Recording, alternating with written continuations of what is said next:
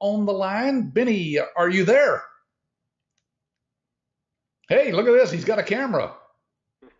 Hi, Patrick. Hey, Benny, good to see you. Likewise, Hey, likewise. looks like you're just working at home today, huh? I took the afternoon off. Well, and hey, it's 4 o'clock there in New York, isn't it? Yep, 4 o'clock, right on the dot. Good. He brought in one of his children. He has four children, right? Two boys, two girls. Correct. And he brought his 7-year-old, the youngest, Samantha, was that her name? Oh yeah, she's my new boss. Yeah, Samantha is her name.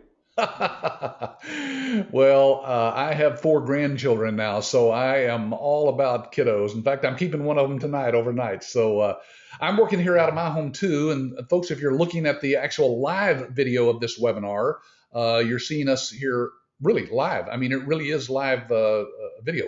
Then, of course, if you're watching it recorded, that's why I have pictures of me and Benny on the screen also there, just for those people who are watching the recording of this. Well, Benny, thanks for joining me. I know you're very, very busy. You obviously are still doing lots of day trading. Wasn't that what you were doing before you got into this business?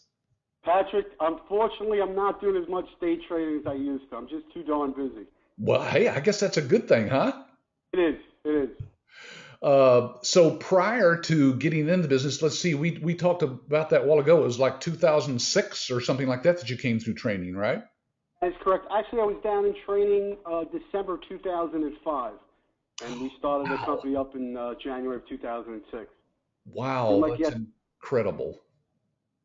Well, hey, I'm going to go ahead and let everybody know because it was in our email that we blasted out, and I'm going to congratulate you personally and in person here. Benny actually reached his goal of collecting over $500,000 a month for his medical providers, and you said you just reached that a couple of months ago. Is that right, Benny?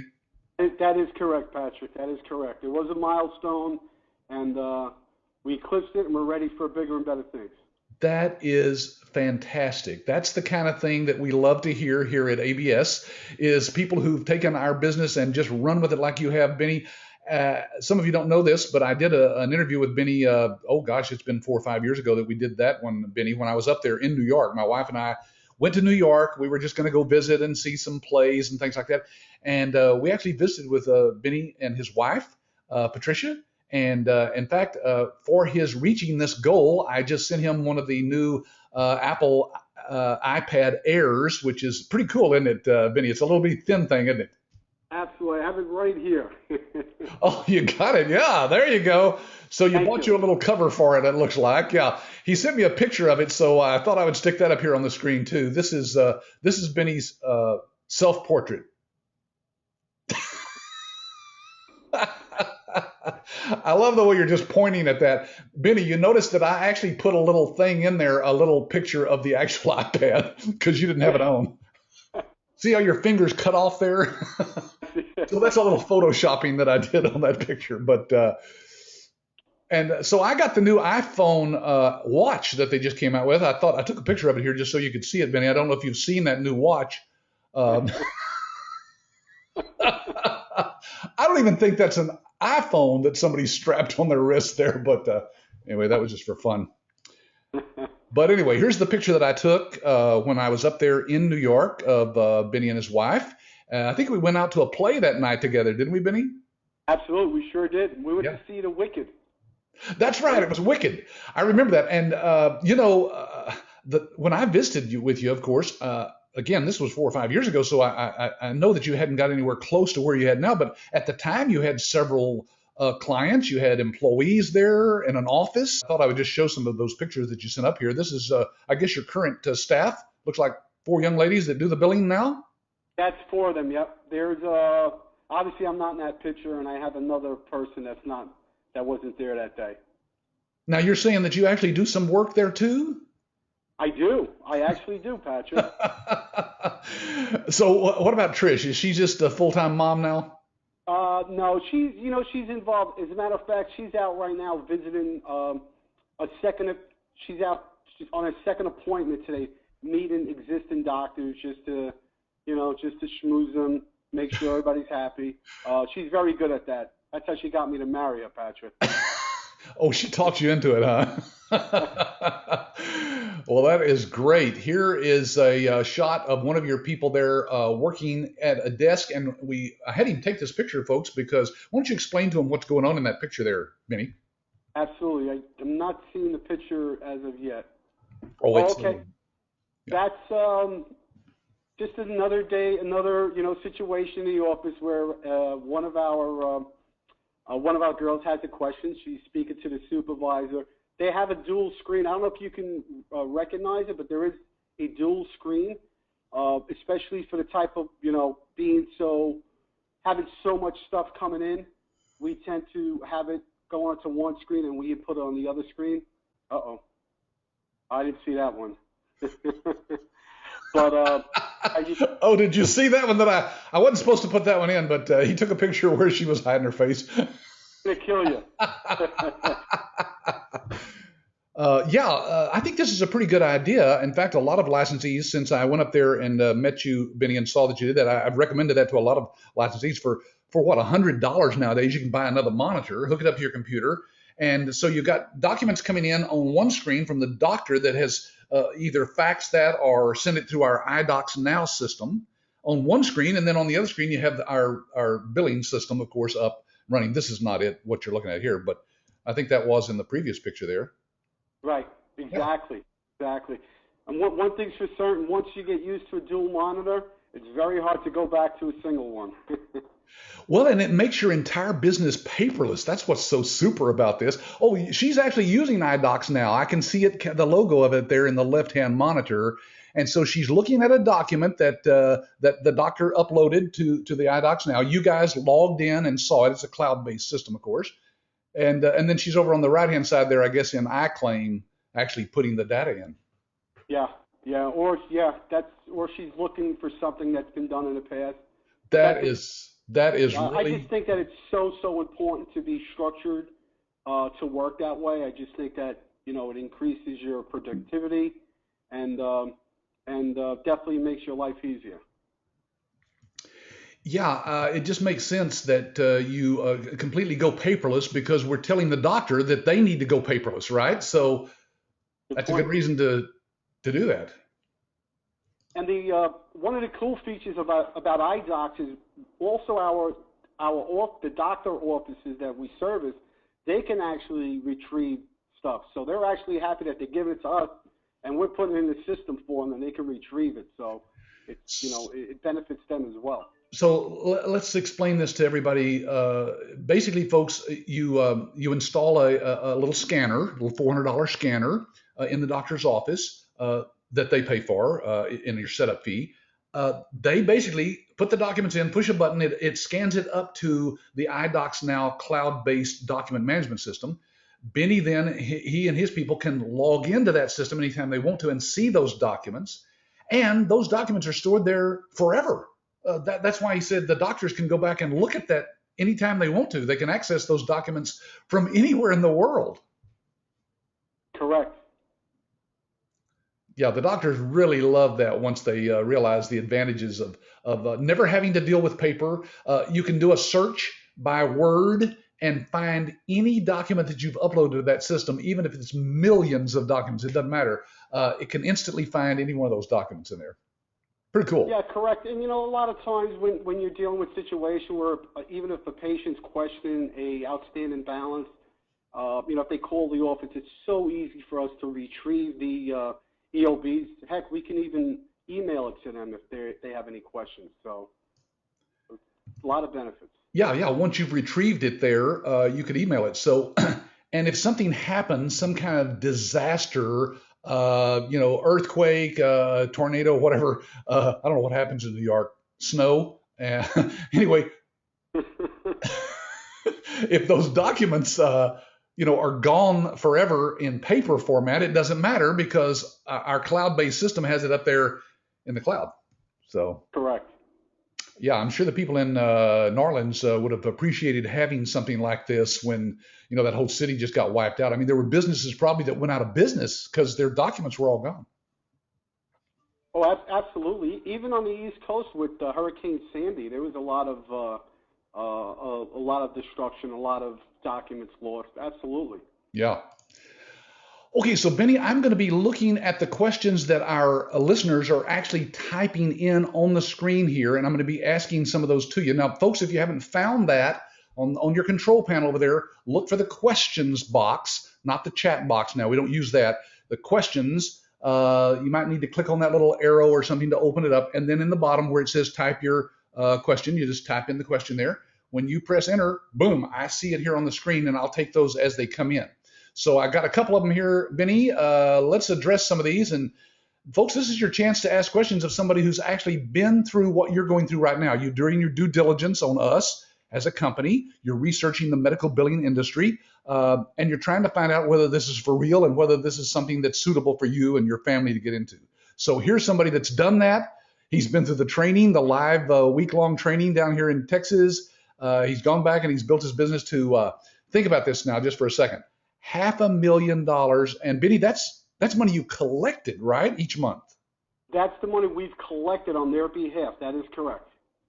So he's bringing in for these medical doctors $500,000 a month. And give them a feel, Benny, for how we teach licensees and how you actually charge the doctors, how you get paid, in other words. Yeah, we get paid based on what we collect. And obviously, every account's different, account to account, but in general, we get paid for what's collected from the insurance companies and the patients. So we get a percentage of what they collect. Right.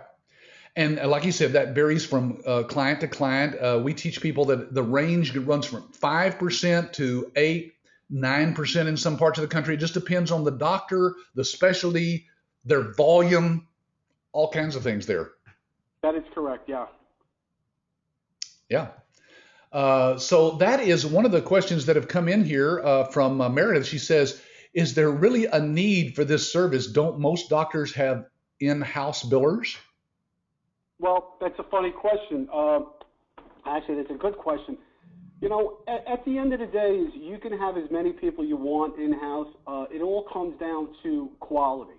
You know, I didn't realize it at first. When I first started going out there, we just felt like we were new to the business.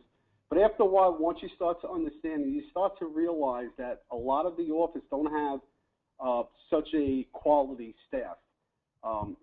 You know, it's mind-boggling that something as important as that is put to the back burner. I remember we walked in a situation where they said, well, if you weren't good in the front, they demote you to the billing department, which for the life of me, I can't understand, but that is the thought process out there. You know, billing being it's like, you know, it's fuel to the practice. But, you know, some practices don't treat it as serious as it should be treated. Well, and that's why they're not collecting near what you probably collect for the doctors. I mean, percentage-wise, they may be collecting 70% of what they're really, you know, should be getting in from the insurance companies. But insurance companies don't want to pay, do they? I mean, that's the last thing they want to do. No, absolutely. And they set up obstacles. But, you know, once you get involved and you start to realize, you start to understand what's going to increase. There's not one practice that we haven't taken over that we have not increased their revenue. So that really goes to say, number one, the product that we have, and obviously number two, the service we provide. So it's never come down. I've never heard in all the years I've been doing it that they say, well, we used to make more money before you guys started doing the billing. Yeah, that just doesn't happen. No. Well, so Meredith's question is a good one. You're right. And that's probably the first thing on most people's minds is, why do the doctors even need you? Well, it's because, like Benny said, the billing, even though they are doing it themselves in-house or they've already decided to outsource it to somebody else, it's just not their focus. Their focus is seeing patients and helping patients get well, theoretically. They have to do the billing, but that's not how they make their money. They make their money in the back room when they see the patient. Somebody has to bill. What it boils down to is this: no matter what happens in the United States with healthcare and all the other stuff, somebody has to bill somebody for the doctor to get paid. Absolutely. And that's why Benny has built a $6 million a year volume business. All right, Benny, you ready for another one? Yep. All right, here we go. Michelle says, Mr. Biordi, what should I reasonably expect to earn in my first year gross and net. And would you recommend starting this business at year end, or would it likely be smarter to start in the new year? Kind of a two-part question. So, All right, to answer the question number one, I'm sure at some point we'll ask me how many accounts I have, but every account's different size-wise. Obviously, the specialty, the volume that the practice does, so it's very hard to say, well, if you had 3 accounts, how much money would you make? I look at it from this way. When people ask me, what did I do in the first year, I answer that question as, in 9 months, I was able to recoup my total initial investment. and how quickly? Okay? 9 months. In 9 months, okay. Correct. And I'm sort of, not only being signed on as ABS licensee, from the beginning that I had started off with an office right from the get-go, and it's not that everybody has to, it's just that's how I ran my business. You wanted to get away from the 4 kids. I had to. I had no choice. Exactly. So realistically, it all depends on how much effort you're really putting into marketing. I know some people still remain in their jobs, which I can understand why, as they're promoting their business. I think that's got to be taken into consideration as well. Sure. It's like anything else. The more you put into it, the more you're going to get out. It's not unrealistic to say you're not going to get your first account in 3 to 4 months, or maybe even a week. I don't, it really all depends. Yeah, everybody's different. And that's why we've put a calculator out there, Benny, on our website. There's a calculator now that people can go to under how much can I earn, I think is what it's called. Anyway, you can click on that and put in some numbers and kind of get a feel for that. Most people, I would say, Benny, wouldn't you think that most people are going to need 4 or 5 doctors probably to, have a good, steady, nice, executive income in the business? Absolutely. And with that, once you start to get that level 2, you're going to be entertaining the thought of bringing on a staff to help you. One of the good things is once you get maybe that second person to help you, you can easily grow that business from 3 to 5 or 6 doctors without having to hiring any additional people. So once you get that base going, it's residual money coming in every month. So it's pretty consistent. You can keep growing on that, knowing, what you already have and where you're going from month to month. Her second part of that question, this is Michelle, was about when she should start the business. Wait till after the first of the year, or here towards the end of the year? Well, to start the business, or as far as advertising her business, I just want to make sure. Yeah, she says starting, but I think she probably means when should I really get this thing rolling? Well, actually, we got 3 months here, September, October, 4 months almost left in the year. Right. This would not be a bad time to go through the training workshop and get everything in place. That's pretty much exactly what we did 8.5 years ago, right? We were down in December for the training, and January 1st of that, the following month was when we were aggressively out there. I can just tell you, based on advertising, I ran a successful advertising campaign for my business last year around the holidays with the anticipation of getting more accounts in the new year, which ended up working out. So get going, line up your advertising, and and have it out in enough time where someone can make a decision prior to the new year starting. They may want to start the new year fresh. It's very simple to end something and start something on a new year. So now is actually a good time to get involved. Yes. Okay. So let's see. Panna says, Benny, what was your total startup costs in equipment, office space, employees, etc., when you started? Well, the office space, at the time, I believe our rent was about $400. We ended up, obviously paying for the ABS licensee fee. We ended up getting 2 new computers at that time for me and my wife, with the dual monitors. I've always had dual monitors back to when I was working down in the stock market. We actually, at one time, we had 4 monitors, so I was a big fan of that. So we bought, at the time, we bought a new we bought everything new. I would say our startup cost was close to about $25 grand, $30 grand. Yeah. And of course, let me just point out that most licensees are still working from their home. They've never needed an office because the doctors don't come and visit at your office, do they, Benny? They come. I mean, you go to them. Exactly. Yeah, not one's been in my office, that's for sure. Although we welcome to come by, but they just want to make sure they're getting paid. Yeah, and I think you had that office available to you, and it was just a nice place for you to get started because of some past history that you'd had with that. So, folks, Exactly. not everybody needs to spend that kind of money, of course. If you've already got a computer, if you have a phone, we can show you how to set up a virtual office with faxing and 800 number and everything. Just use your cell phone. That's how most people run their business. Isn't that how you run yours, Benny, most of the That's time? all my accounts. They all have my cell phone number, and when they need me, they don't call the office. They call my cell phone. So Right. All right. I, The I second agree with what you said. Yeah, the second part of that question from Pana was, what is your total currently monthly expenses, including salaries and all fixed and variable costs? That's Yeah, a that's a tough one because it depends on how many clients you have, right? exactly. What, And why you don't know we answer what? it this way, Benny? Wouldn't it be better to tell what kind of net percentage you're looking at from you bring in $100? Do you keep $10 of that, or 20 or 30, or Well, that's. I did my due diligence. I did my due diligence prior to getting involved in this type of a business, and we did realize that the margins were high from a profit point of view. And because, like you were just saying, your overhead's is inexpensive. Um, you obviously have your fixed costs with running an office. Salary is your biggest expense. But you know what? We're not paying for materials. We're not paying for trucks. We're not paying. Heck, we're not even paying to be on the first floor of a brick and mortar place. So that your expenses are maintained. You're not paying fuel. So the profit margins are high. We run about 32% margin, profit margin. yeah, that's great.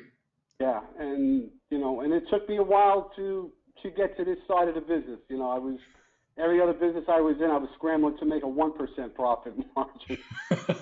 Yeah, well, yeah. In most businesses, if you're making 5 or 10%, you're doing terrific. Yeah.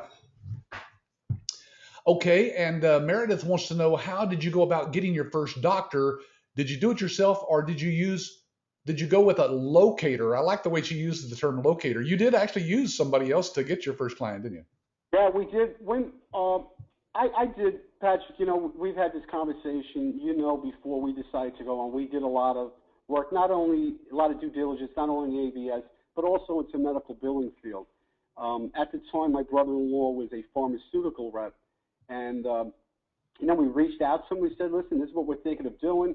What do you think?" And he's like, "Hey, it doesn't matter what I think. Let me ask my accounts." So from that point on, from the feedback we had from his accounts, number one, we knew it was a business that was needed. And during those initial conversations we ended up getting our first account from one of his doctors that he was currently servicing. And So and Benny, as you remember, that's one of the dozen or so different methods we talk about in our training class, isn't it? The warm market. You just plugged into people you knew. And so folks, you'd be surprised at how many licensees tell us that that's how they got their first client. Once we teach them what to say to those people and how to get those referrals from those folks. Warm market. Yeah. All right. Let's see. Edith wants to know, how much were your doctors billing after your first year? Okay, so she wants to know, from that 500,000, that you're doing now, what was it maybe after your first year, volume wise? You remember that? as far as our numbers, Yeah, I mean, how much were you collecting for the doctors in a year or so?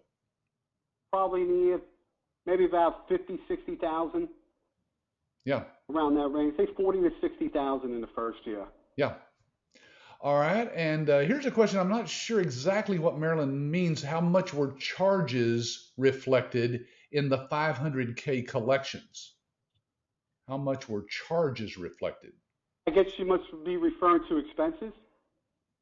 Oh, yeah, maybe so. Well, the like I said, this is the money that was collected for the doctors on our behalf on what we bill them. That is gross. Obviously, not taking out quite frankly, we only make a certain percentage of that anyway. Right. So that is the gross number. That includes everything that we paid. So whatever, regardless of what it took for us to get them to receive that money, they did receive that money. Obviously, that is a gross number. Yeah. Now, all of these questions seem to be kind of aiming at the money that can be made. So this one is more specifically about the technology partners that ABS uses and that you use to be able to do the billing. What percentage or what, on average, Alex says, how much of your fee is needed to cover the technology partners? That's just a minor cost. Yeah, it's really, and once again, when you're out, one of the things where when you first start getting your account, you know, all these things are taken into consideration before you decide on what type of percentage you're going to charge them. Everything's taken into consideration: the volume, what your expenses are going to be, and that's all factored into percentage of what you receive. As you get more and more experience, you know, you won't need to have these discussions with ABS support. You'll get a better understanding of the business, and at the end of the day, you will make money on every account. Just a matter of how much money you're going to make. Right. Yeah, and that's why part of what we teach now, Benny, I don't know if we were doing this when you came through training 8 years ago, but now we go into how to do that proposal so that you make sure that you maximize your profit. And we pass on all of those charges and those fees, Alex, to the doctor. The provider pays for all of those fees so that you don't have to worry about that. So ask your ABS rep a little bit more about that if that wasn't clear. Okay, let's see. Oh, yeah, this is from RL. He or she says, don't know if this question has been answered or not, but would like to know if you had better success face to face with your clients or just by doing advertising, marketing. What kind of? I guess meaning door to door. Well, face to face versus just doing, I guess, direct mail or some other kind of advertising. Yeah. And Patrick, once again, you and I have had this conversation millions of times. I probably receive an account from every different type of advertising we did, whether it's warm referrals, it's email blasting, it's mailing. You know, you just do not know what's going to hit. You just want to be. You want to be around as much as possible because when that iron strikes, and heck, I got one of my biggest accounts just answering the Craigslist there. They were looking for an internal medical biller. I just responded, hey, my name is Benny Biordi. This is what we do. I'd love to, you know, meet with you one day, and it turned out to be one of my largest accounts. You just do not know where it's going to come from. I don't rule out anything. Try everything. That's why we teach. You know, a variety of methods during that week of training, because like Benny says, you just never know which one of those is going to work the best. So we teach them all and they all work. For some people, one works better than another. Some people prefer one over another, but that's why we teach so many different ways. Just be sure that after 20 years, we've tested them all and we don't teach anything that doesn't work. Let's see.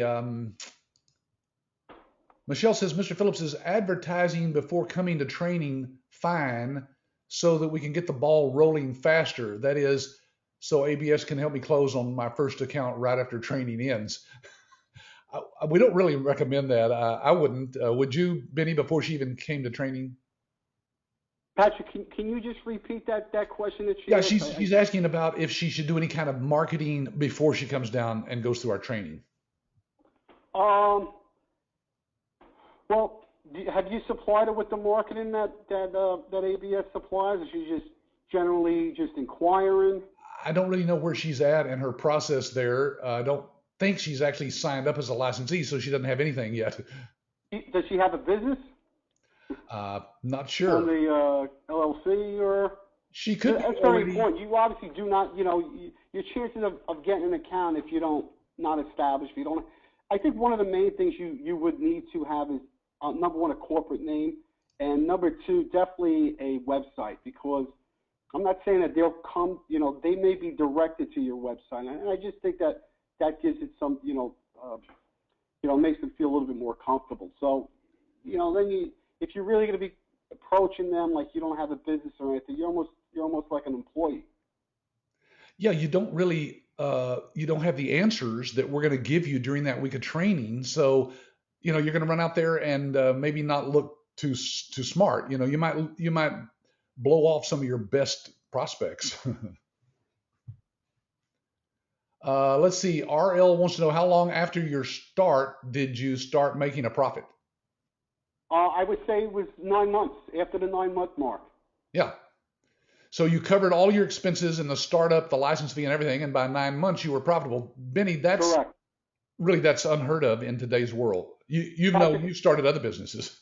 Yeah, I was going to say, I've been in other businesses, and that just did not happen. And it's not like, hey, I have the answers to everything. It's reality. It's not it's not always that simple. And I'm not saying medical billing is simple, but I just think it gives you the greater chance to succeed because you are dealing with the profit margins being where they are. Yeah, if any business is in the black before the first year is over, even they're doing terrific. So that's great. Let's see. After acquiring the ABS licensing fee, this is Andres. He says, after adopting the ABS licensing, what other ongoing fees is the licensee responsible for? Well, we talked about the technology fees that are covered by the doctor. What other costs do you have, Benny, besides your employees, of course? It's your basic employees, your phones, obviously the wear and tear of your computers. Once again, you're really not dealing with a huge overhead, and that's the best part of it. Your salary and the fees, which Patrick said you pass on to the doctors, are your two biggest. No, we have to obviously pay for health insurance for some of our employees. That's a little bit different, but it would be salaries and your fees. Yeah. By the way, a lot of licensees hire their people as independent contractors. Correct. Yeah. You know me, Patrick. I'm a control freak. I have to make sure everyone's in ear side of me. Right. Yeah, I don't blame you. But have you ever spent any money on marketing materials of any kind after you got going? Yeah, we customized a little bit, just to, every New York's a little bit different than most other areas, so we just wanted to make sure, hey, we sort of maybe have a better understanding of a market. We started promoting the eye docs towards businesses, and obviously we just personalized some of the medical bill, like we spoke about with the email blasting. I just made a little bit more personal about myself and what we do and how we can, how we can help your firm. So we did tweak some of the stuff, but whatever works. Yeah. Yeah, that's right. And we give you, of course, a big supply of marketing materials, but you might want to create your own. It's your own business, right? It's not a franchise, so you don't have to do or use our stuff. And that's very important for a lot of people. A lot of people say to me, "Oh, you got into the ABS." It's not a franchise. One of the other things I forgot to mention, in our first year, we actually, through my attorney, we actually did some subcontract for a larger billing company. Obviously, if you're dealing with a franchise, you're restricted from doing a lot of these things. At the end of the day, whatever gives us an opportunity to make money, you're not restricted. Obviously, provided it's legal, which but there's no restrictions on what you can do to make money in the medical billing field. Yeah, with franchises, you're right. You're really you got to follow their guidelines and do it the way they tell you to, or McDonald's will kick you out. Yeah. Let's see. Here's Dee Dee. What are some of the comments your providers have made in?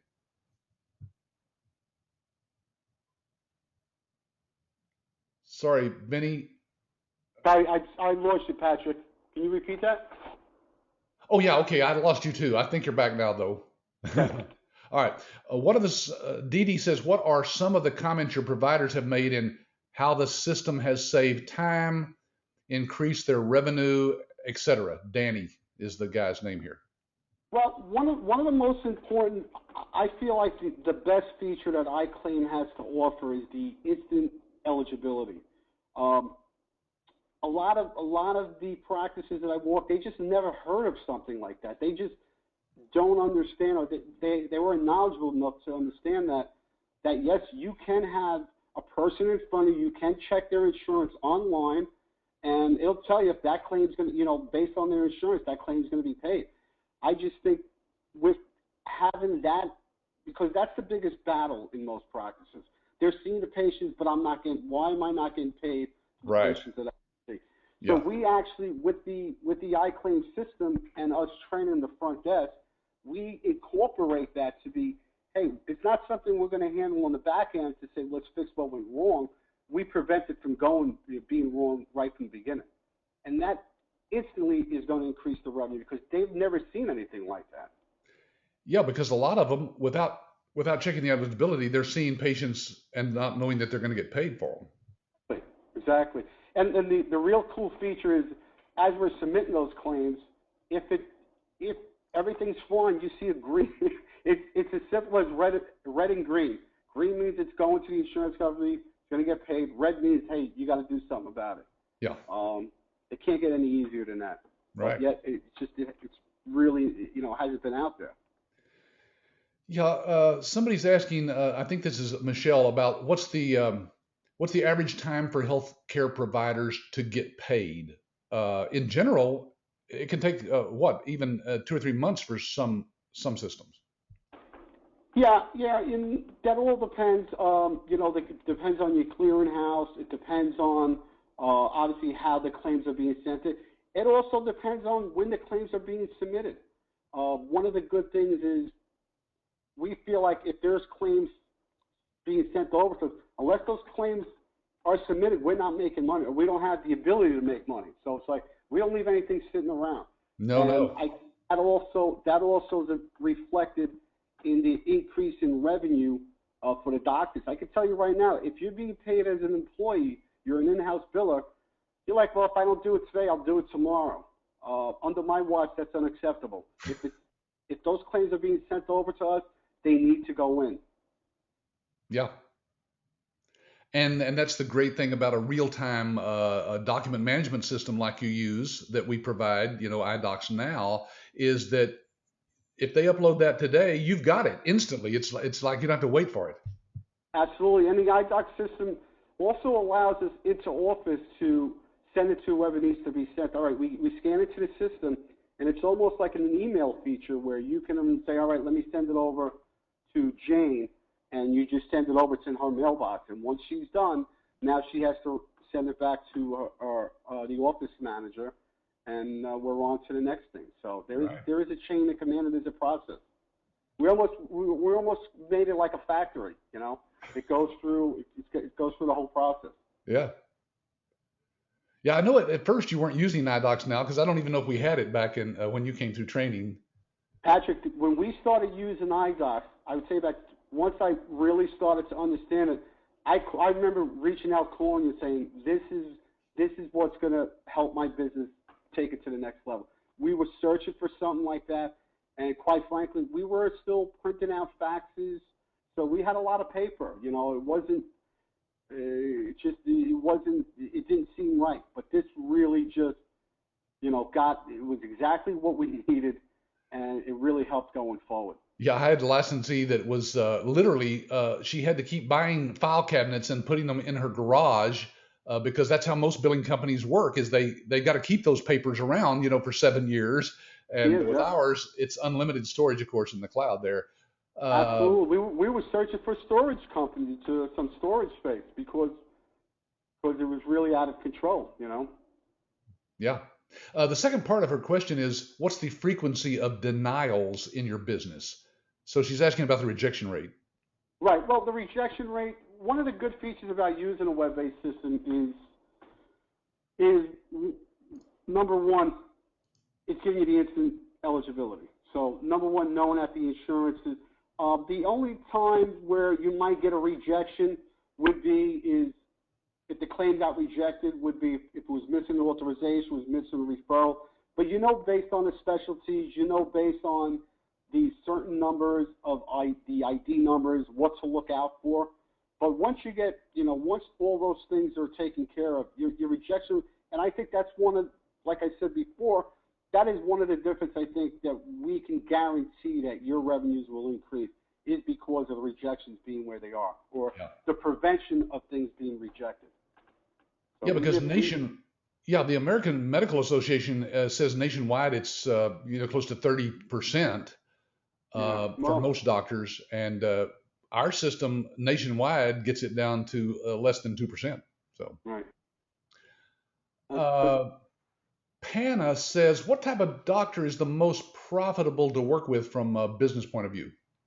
Well, I could just tell you what I find just in my business. We deal in a specialty. Most of our accounts are ophthalmologists, and the only reason why we have to go into that direction because remember what I said earlier. My brother-in-law was a pharmaceutical rep, and his doctors were ophthalmologists. That was just how we got started. I mean, you could probably ask 20, 30, 40 other licensees. They might have their own niche. At the end of the day, they're all profitable. It's just a matter of how much. Obviously, the specialties will get you some more money, but volume is okay too.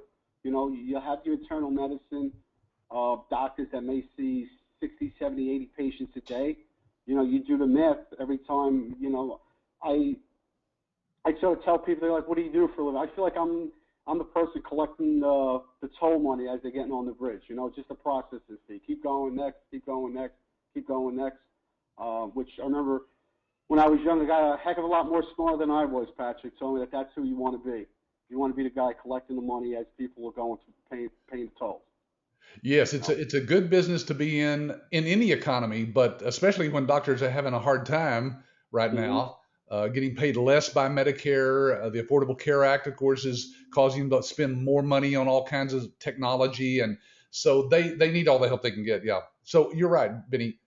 I've never heard of any doctor that's not profitable. Most of our licensees just, whichever one they sign up first, they become kind of a specialist in that area. If it's an ophthalmologist, guess what? They'll be referred to other ophthalmologists. Right, exactly. Benny, Samuel says, hi, Benny, congratulations on your success. How many accounts do you have now, and do you still actively market, or is it mostly a referral business? Currently, we're billing for 18 doctors. We just added on, over the last 8 months, we just added on 3 more doctors. So I wanted that to unwind, but I will, in another month or two, start actively advertising again for the upcoming year. Oh, yeah, that's right. You set a new goal, didn't you? That's right. That's right. And, high school and college is right around the corner, Patrick. So. Oh, you mean for your 4 kids, right? Yeah, you got to make a lot of money, don't you? So your new goal is? $750,000. $750,000 a month in collections. Correct. That is a good goal to reach for, Benny. You should be making some. Yeah. Okay. Alvin says, how many clients did it take for you to profit? You said earlier it took you about 9 months. So how many clients did you get to? When the third account came in, based on that time frame, that was when we started. It was our third account. Now, mind you, the 2 accounts would have eventually turned profitable, but it just would have took longer than 9 months. Yeah. And one way to look at profit is, I mean, you were making profit, the first month you were billing a doctor, you got a check from the doctor, that's profit. But net profit is after you have spent all the money to get the business up and running. And so that's a different thing. Exactly. Yeah. Somebody's asking here, Sydney is asking, how would I know if ABS already has other licensees in my area? Well, it's simple. You can ask your ABS rep that directly. We'll certainly check and see. The nice thing is that a lot of people come through and they get the number of clients that they want and they don't continue marketing. They have their handful of doctors, they're making a good income, and they don't continue growing their business. So, they're not active even though they might be in your area. They have their 5 doctors and there's another 4,000 maybe in your area to, go out and market to. Let's see. Okay, Sydney has another question here. I'm going to let you answer it, but he's asking us, does ABS charge any maintenance above and beyond the initial investment? Have you ever paid us anything more? No, no. The only, like we were saying before, your technology, expense is the only additional expense you'll incur. Yeah. And the good part, and obviously I spoke to people in the past, is you don't get that until you sign up an account anyway. So it's not like, and I've been involved in franchises. It didn't matter if you weren't making money. You still had to hand over a certain amount of money. So you're not paying that technology fees until you actually sign on a client. That's very, very important. So to answer your question, no, you don't actually receive additional until you have an account lined up, and obviously you have your clearance charges. All right. Michelle says, how do you acquire your website? We actually, you know what? I should update my. I know I've said this for a while, but I should update my website. But anyway, we got our website through ABS.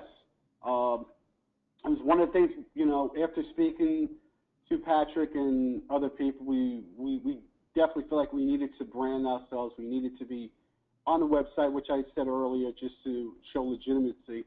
So ABS did set up our website. We obviously, adjusted some of the things, our name obviously being one of them, and just to, reflect our type of business, we changed it a little bit. Yeah. Oh, yeah. And a lot of licensees will go out and have somebody build them a fantastic website. But we do include one in the licensing fee because we want you to have a presence on the web. They're templated, but they've got all the information on there about all of our services, and you don't have to build it from scratch. You could spend, gosh, we've had people spend $2,000 or $3,000 to get something even close to ours before we started including that in the package. So, all right, let's see, Benny, we're coming up to the hour here, so I got just a couple more and we'll let you go. Do you charge a setup fee? This is James. Do you charge a setup fee to new clients up front in addition to the monthly percentage? And if so, what is the average initiation fee? Okay, we do. We always charge a startup price. We've charged as much as $2,000. We've charged as a little of $300. It really all depends on the situation, and I think at the end of the day, it actually shows that they're serious, that they do make a financial commitment as well. Obviously, your money in that is to get the account up and running, so that'll pay for your clearance charges. But what you have to realize is the real money is made on the month-to-month residual business, the percentage that you collect. So that's where the real money is. You want to collect enough upfront just to pay your upstart cost and expense. Yeah, that's right. Benny, we have people getting $5,000 setup fees now because we've taught them how to build that value. And you know that doctors are used to paying those kinds of fees for an electronic health record system, and we have that all built into ours. So, yeah, it's easy to get that. Carol's asking that, Benny, did you start out of a home office? No, she must not have been on here at the beginning. He's always worked out of an office, Carol, and he says, do you have an office for your employees? Yes, he has got four employees now? We have, including myself, a total of 6. 6, okay. Yes. Yeah. Right, we probably have room for another 2. And your office is really not that big. What is it, like 3 or 4 rooms with several desks in one room? Absolutely, yeah. It's an apartment turned office. So it's so just perfect. We converted a 3-bedroom apartment into an office. Yeah, it's probably not more than maybe 1,000 square feet, 800. I don't know. It's you're close. I'd say somewhere in between there. Yeah. Meredith wants to know, how do you get paid from the doctors? Do they pay you monthly by check, and how does that work? They pay us monthly. What we do is at the end of the month, we calculate everything that was received on their what they've received from us doing the billing. Then we'll charge a percentage to it, and we'll send them an invoice. We happen to use QuickBooks as our accounting software. And what we'll do is we'll bill them, and we get paid by check. And another great thing is, we don't have to handle cash. I never have to worry about, getting robbed or somebody looking to rob. There is no cash. Everything's done by check. So everything's there. Benny, do you have a problem? Do your doctors usually pay on time? Well, there comes times where guys or girls they fall behind, but we let them know, and we just let them know that I usually blame it on the clearance charges that we don't if we don't get paid soon that our clearance charge is a little high and we can't submit any more claims. Heck, they can't get you to check there fast enough. So that's one of the good things is that you can use that to your advantage. Where if you fall, and that's for everyone to decide how far an account should fall behind. But if they do, it's I have no problems letting them know that we have to be current in order to submit new claims, and they don't want to hear that. No. Let's see. Bob wants to know what do you get paid on? Revenue billed or revenue collected? Revenue collected. Revenue collected. Yeah. Uh, I've got somebody asking here about the area, and that says, can an area be saturated? I live and would like to start this business in Suffolk County, New York. Is that too close to you? Where in New York? Suffolk County. I never even heard of where it is, but you know what? You could be on the next block. The reality is, I remember when I was just like where everyone else is exploring. I remember driving around saying, hey, there's a doctor's office, within blocks of where I live. There's doctor's office over there. There's another doctor's office on the corner. Heck, I have most of my accounts are in New Jersey. How, where, I don't know. At the end of it, it's just so overwhelming that they could probably be 50 licensees within 2 blocks, and we probably wouldn't trip over each other. Yeah, I agree. We've got licensees in different cities. Maybe there's 3 or 4 of them, and they never tell us that they run across one another because it's too big a market. Yeah.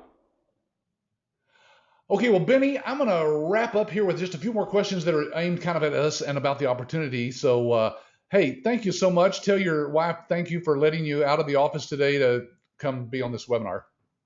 Patrick, my pleasure. Just wishing everybody the best of luck. Thank you for everything. Thanks again.